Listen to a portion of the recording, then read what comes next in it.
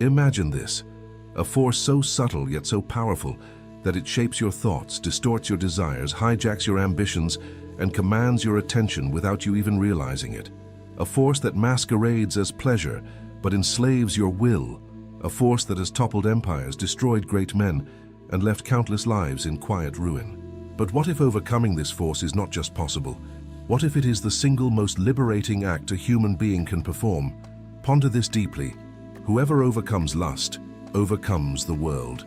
This is not a message of suppression. This is not about demonizing desire. It's about reclaiming your power.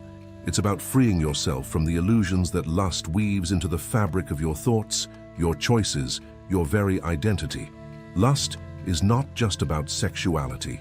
It is the hunger for possession, for stimulation, for escape. A hunger that feeds on your attention and leaves your soul starved for meaning.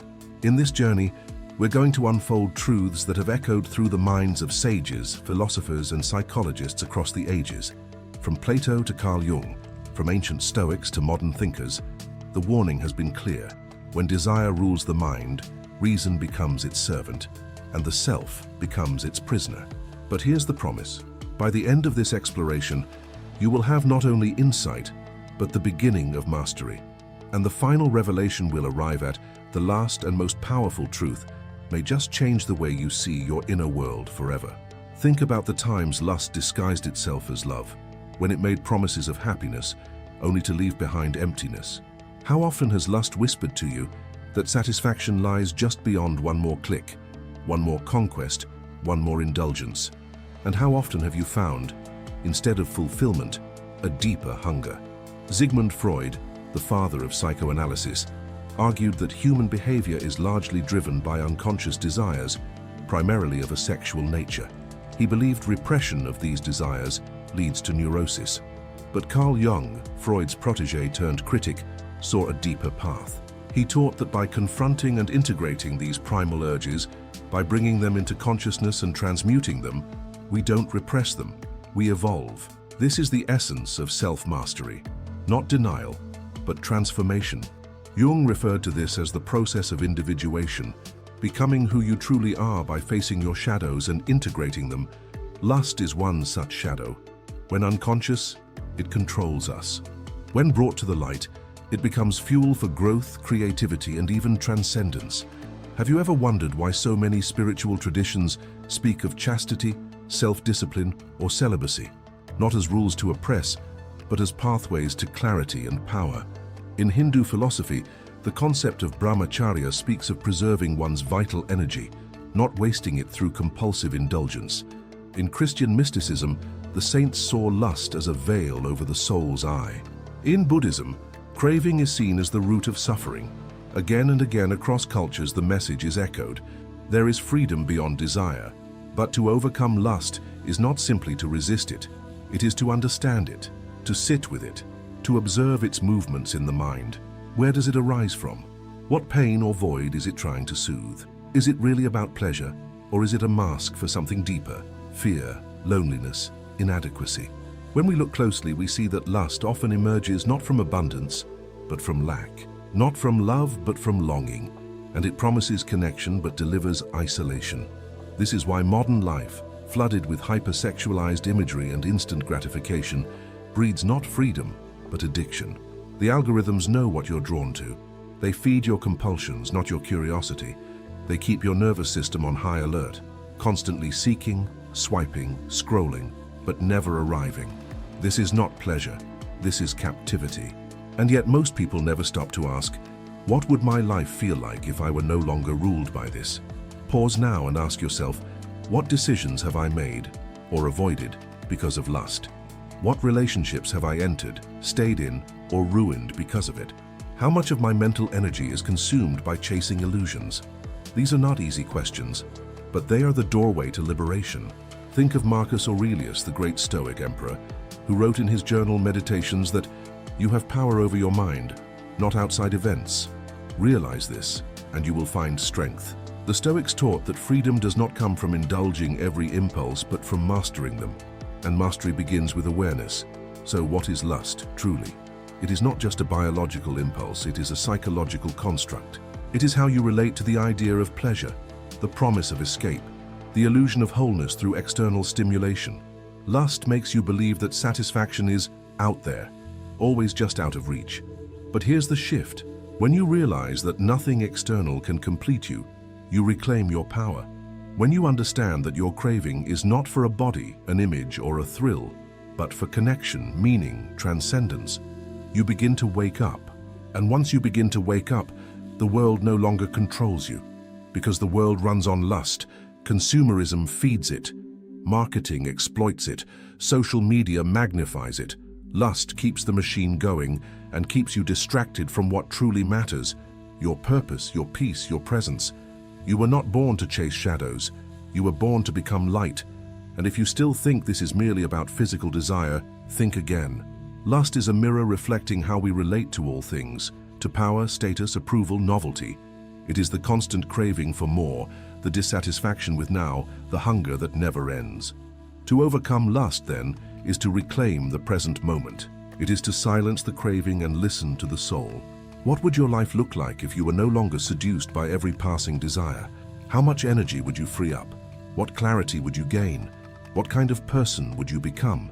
This is the invitation. Not to suppress, but to transcend. Not to escape desire, but to alchemize it. And we're only getting started. Let this sink in. The world will always try to lure you with what glitters. But once you know what is real, you can never be fooled again. And in the next chapter of our journey, we'll explore how ancient wisdom and modern science together point to one undeniable truth: that overcoming lust doesn't just free you from suffering, it unlocks a deeper power within you that few ever truly discover. What happens when you stop being a slave to your impulses? When you no longer let fleeting cravings dictate the direction of your life, you begin to reclaim something that, for many, has been lost for years: sovereignty of the self. Let's go deeper. Neuroscience today confirms what sages have taught for millennia, that compulsive behavior rewires the brain. Each time you give in to a lustful impulse, a feedback loop is reinforced. Dopamine spikes, temporarily rewarding the behavior. But over time, your baseline of satisfaction drops. What once excited you now feels normal, and you need more to feel the same. This is not freedom. This is dependency dressed up as desire. Dr. Anna Lemke, a psychiatrist and professor at Stanford University, explains this in her work on dopamine and addiction. In her book, Dopamine Nation, she shows how modern society, with its endless stimulation and access to pleasure, creates a paradox. The more pleasure we chase, the more pain we feel. Why? Because the brain seeks balance. When you overstimulate the pleasure centers, the brain compensates by dulling its response. You become numb, empty, restless. And this is where lust becomes dangerous. Not because desire itself is bad, but because unchecked desire slowly replaces your ability to be present, to be whole, to be free. Now think about this in your own life.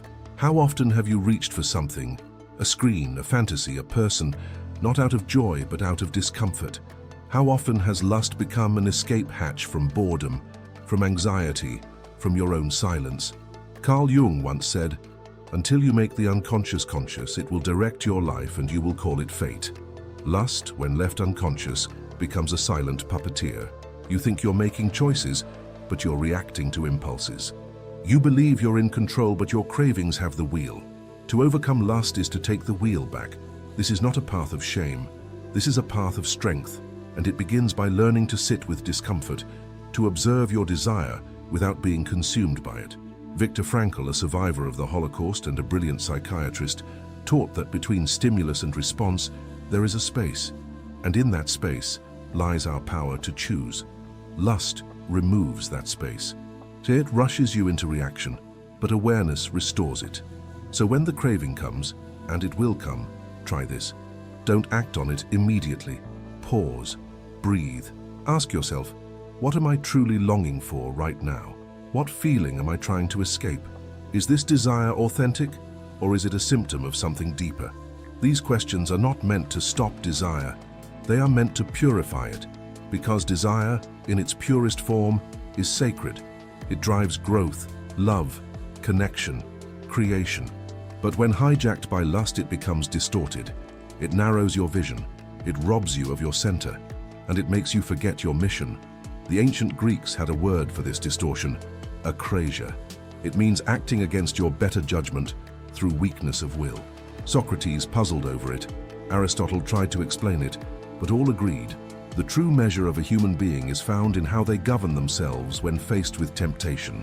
Now, let's shift from the personal to the collective. Look at the world around you. Notice how industries capitalize on your attention and desire. From advertising to entertainment, lust is not just a private challenge, it's a societal engine. The market thrives on distraction. It wants you to consume endlessly, never satisfied, always reaching for the next fix. And here's the tragic irony. The more you chase pleasure, the further you drift from peace. Lust sells the illusion of intimacy, but leaves you lonelier. It offers thrill but denies you depth. It pretends to empower but only tightens the chains. True power is not found in indulgence, it's found in discipline. Discipline does not mean rigidity, it means alignment with your highest self. It means honoring your time, your energy, your purpose. And when you bring your desires into alignment with your values, something incredible happens. You begin to walk with clarity. You begin to act from vision, not impulse. The philosopher Friedrich Nietzsche once said, "He who cannot obey himself will be commanded." Let that sink in. If you cannot master your own impulses, someone else will. You will be ruled by habits, by screens, by trends, by the appetites of others. But the moment you begin to master yourself, you become ungovernable by the shallow forces of the world. This is the path of the sovereign, the integrated man, the awakened woman, the human being who no longer looks outward for wholeness, but cultivates it from within. And this is where the deeper transformation begins. When you no longer chase pleasure for escape, but channel your energy toward meaning, contribution, and connection. When you take all that passion and aim it toward a purpose greater than self-gratification. When your life becomes about building, not escaping. There's a reason monks, sages, and spiritual warriors throughout history practiced celibacy or restraint. Not because they feared desire, but because they knew its power, and they chose to harness it, not waste it. Tantric traditions, for example, do not reject desire. They seek to transmute it. Through awareness, breath, and sacred intention, they turn lust into spiritual energy. In this way, desire becomes a bridge to the divine, not a trap for the ego. Ask yourself this: what would happen if I took all the energy I pour into lust and redirected it toward mastery? How much could you learn, create, heal, grow, if your mind was no longer divided? Imagine the focus, imagine the clarity, imagine the inner peace. But perhaps the most important question is this: who would you become if you were no longer driven by hunger? Not just sexually, but emotionally, spiritually, existentially. Who are you without the craving? This is the deeper layer of the journey. And in the next part, we will explore the sacred power of transmutation, how to take lust and turn it into fuel for greatness, for love, for inner freedom. This is where ancient alchemy meets modern psychology, and it may be the key that unlocks not just discipline, but deep, abiding joy. Are you ready to take that step? What if I told you that lust, when properly understood and transmuted, could become the fuel for the very greatness you seek? Not something to be feared or shunned, but something to be faced, mastered, and channeled like fire, destructive in its wild form. But when contained, it lights the world. In ancient alchemy, there is a process called transmutation, the transformation of base elements into noble ones. Symbolically, this represents the inner transformation of the human being, turning base desires into elevated purpose, turning lust into love, turning craving into clarity, turning chaos into power. And this is not abstract metaphor. It is a process you can feel in your body, witness in your thoughts, and live in your decisions. Let's begin with the body. The vital energy that lust hijacks is the same energy that fuels creativity, vitality, and ambition. In Eastern traditions, this energy is known as Kundalini, Chi, or Prana. In modern terms, you might call it life force. It's not mystical. It's biological, psychological, and spiritual all at once. Think of your attention as currency. Every time you indulge in lustful escapism, whether through pornography, compulsive fantasies, or empty hookups, you spend that currency. You leak energy. But when you contain that energy, when you allow it to build, something starts to shift. You begin to glow differently. This is what the ancients meant when they spoke of sacred retention. In Taoist practices, sexual energy is preserved and recycled through breath and meditation, strengthening the body, mind, and spirit. It is not about repression, it is about mastery. Not about saying no to life, but saying a deeper yes to your true potential. And here's the truth most people never discover.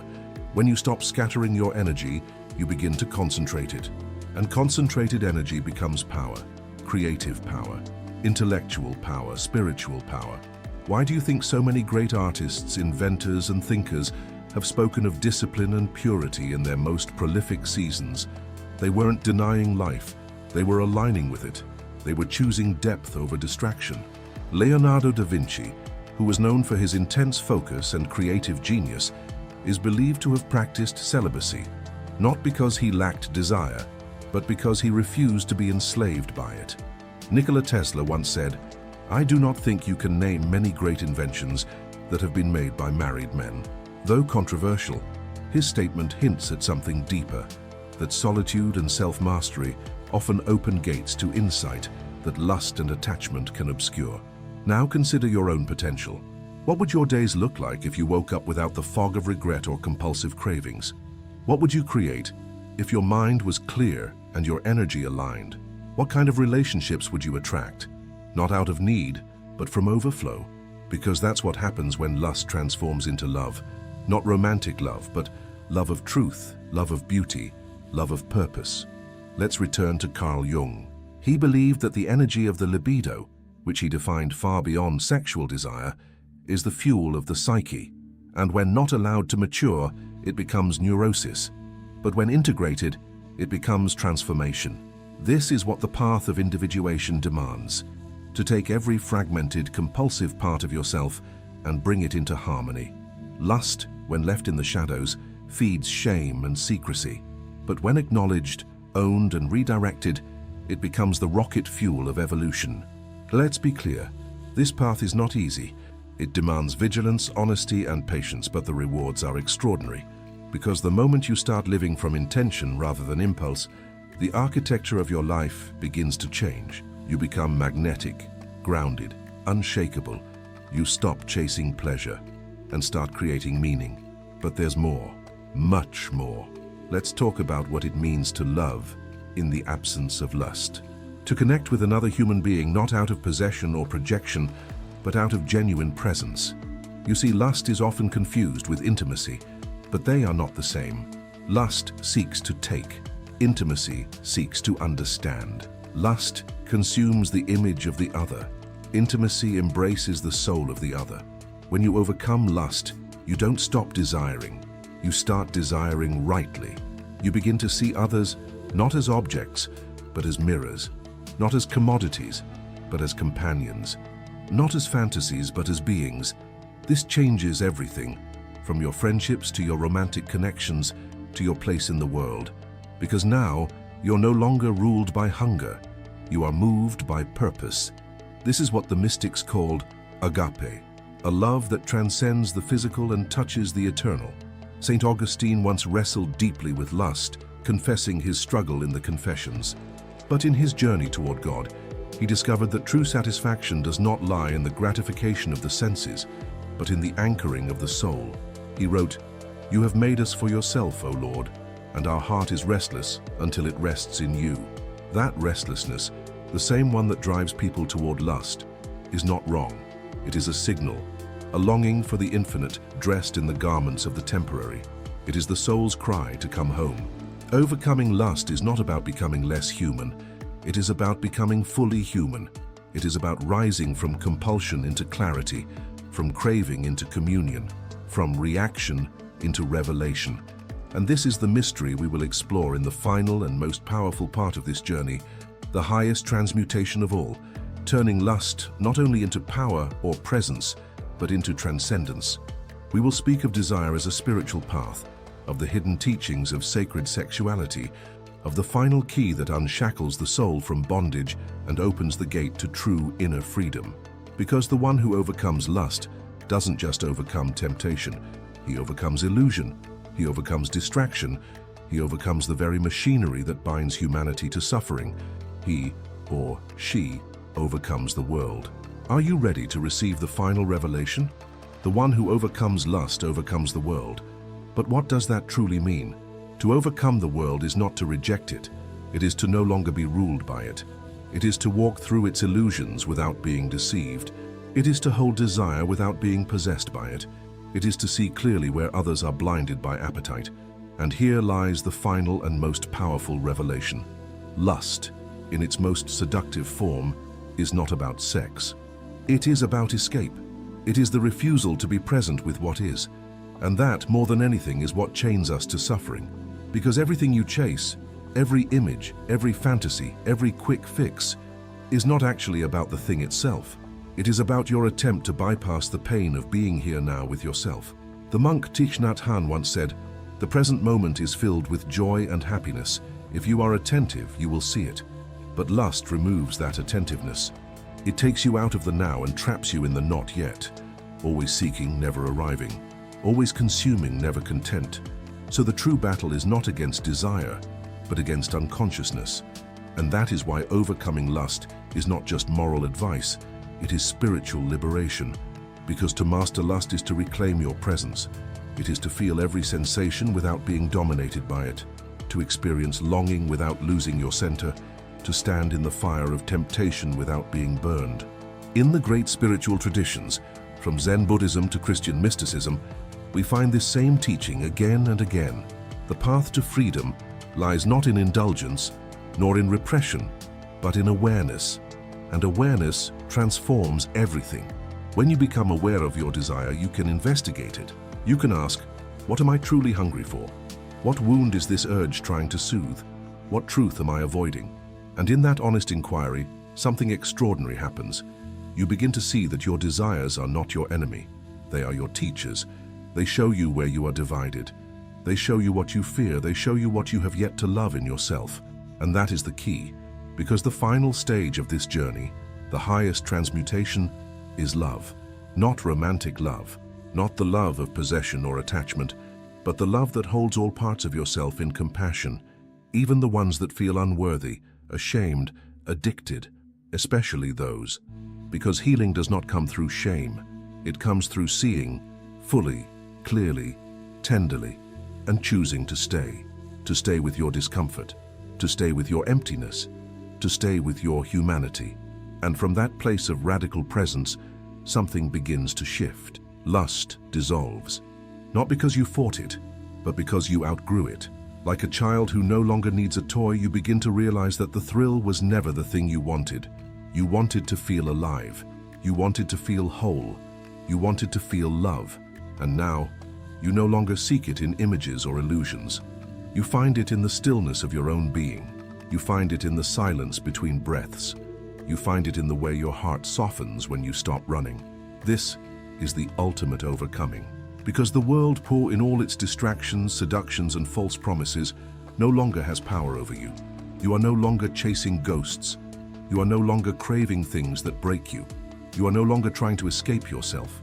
You are here, and that presence, quiet, unwavering, grounded, is what all spiritual masters point to when they speak of enlightenment. It is not some distant state. It is the return to your original self, untouched, uncorrupted, whole. This is what the mystic poet Rumi meant when he wrote, "Try not to resist the changes that come your way. Instead, let life live through you." Lust resists life. It grasps, clings, demands. But love allows, love receives, love remains. And when you live from that space, from truth, from clarity, from purpose, you begin to embody a different frequency, a frequency that elevates those around you, that radiates calm, that walks into chaos and brings peace. This is what the world needs now more than ever. Not more people chasing pleasure, but more people rooted in presence. Not more opinions, but more clarity. Not more noise, but more stillness. So ask yourself now, from the deepest part of your being, what life do I want to live? A life ruled by desire, or a life ruled by meaning? A life of endless craving, or a life of quiet joy? A life spent running, or a life spent arriving? Because that choice is yours. In every moment, you can choose to escape, or you can choose to evolve. And when you choose evolution again and again, you begin to change not just your habits, you change your destiny. You begin to walk the narrow path that few take, the path of integrity, discipline, and power. And in doing so, you do not become less human, you become fully alive. So let this be the beginning of your awakening. Let this message echo in your soul long after the video ends. Let this not be something you simply watched. Let it be something you lived, because the one who overcomes lust does not become empty, he becomes free, and in that freedom, he overcomes the world. If this message stirred something within you, share your reflections in the comments. What part of this journey spoke most deeply to your heart? What habits are you ready to let go of? What truth are you ready to embody? Let's walk this path together.